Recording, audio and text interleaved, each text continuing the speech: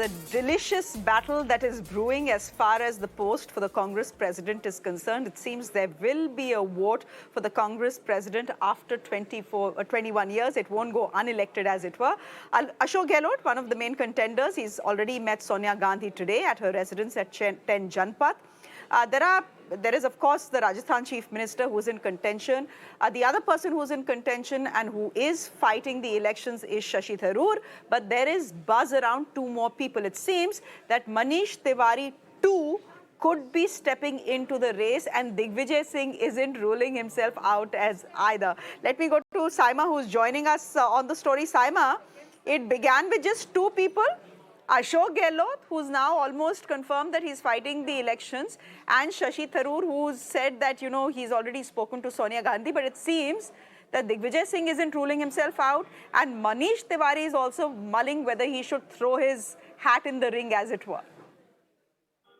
Well, Shreya, one thing is very clear that the internal election, the Congress party have created a lot of buzz among the leaders.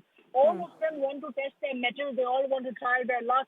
Of course, I can talk to you about two such leaders who have today openly come out. One is, of course, Shashi Tharoor, who came to the Congress party headquarters. He came and met Madhusudan Mistry, who is the Central Election Authority chief. And he came to see the list of the delegates because it requires 10 delegates to propose a candidate's name for the post of the Congress president's nomination. The second is, of course, Ashok Gehlot, who came to meet Sonia Gandhi, and the meeting lasted for a little over 2 hours. And now he will be going to Mumbai, following which he will be in Kochi tomorrow. He will be in Kochi tomorrow to meet Rahul Gandhi.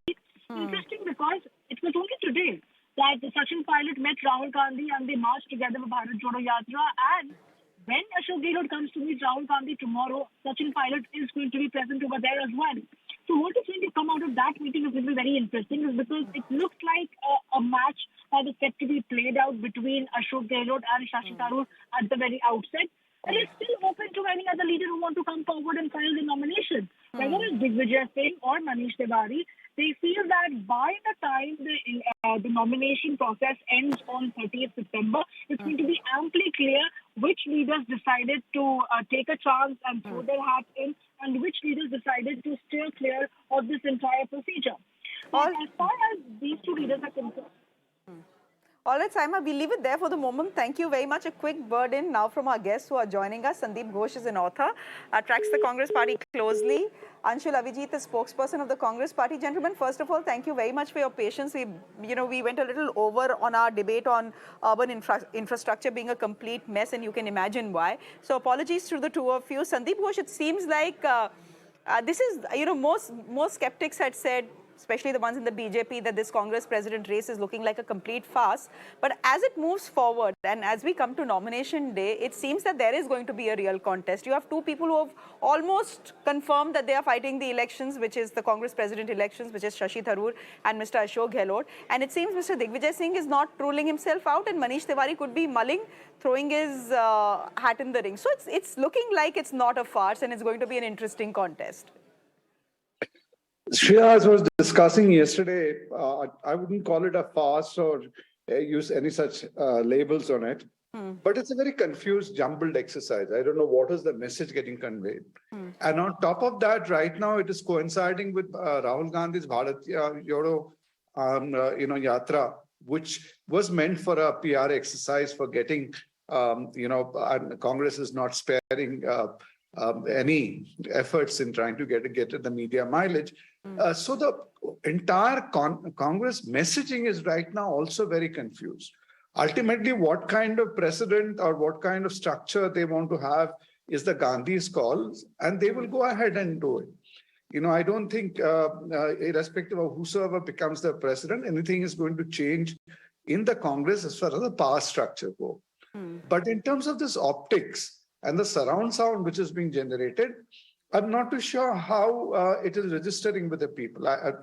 For me, that is the more interesting thing to watch out for in the coming days. But you also need to drum up some enthusiasm as far as cadres are concerned, as far as party members are concerned. And I'm fairly certain that, an election will do that, right? It'll mobilize people, people will get talking, there is a buzz around the party, etc. So that helps as well, Anshul, Abhijit. But, the delicious side contest that is playing out is, of course, between Mr. Gehlot and Sachin Pilot. I just quickly want to ask you this as someone who's part of the Congress party. Mr. Gehlot has decided that he is contesting the Congress president elections. Now, if we stick to the principle of one party, one man, one post, will Mr. Gehlot be asked to resign from his post as chief minister? And if that is the case, does he get to pick his successor, or is Sachin Pilot the chosen one? How does this work, sir?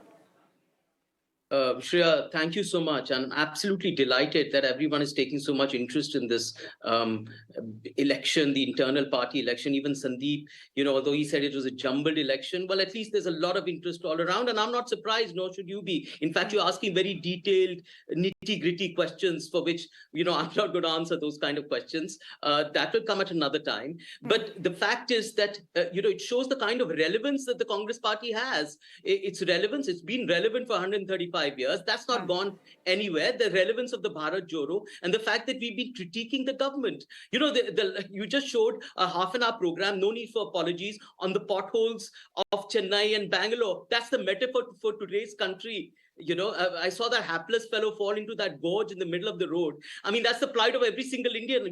God knows what they're going to fall into next time round. So a very apt program, a metaphor for today's politics, and Congress Bharat Joro Yatra, I think, is able to, and trying to remedy that kind of situation. This is another step in that direction. Last year, there was a sort of an announcement that there will be an election. It's reached that stage of culmination. I mean, within the next month or so, you will have your answer.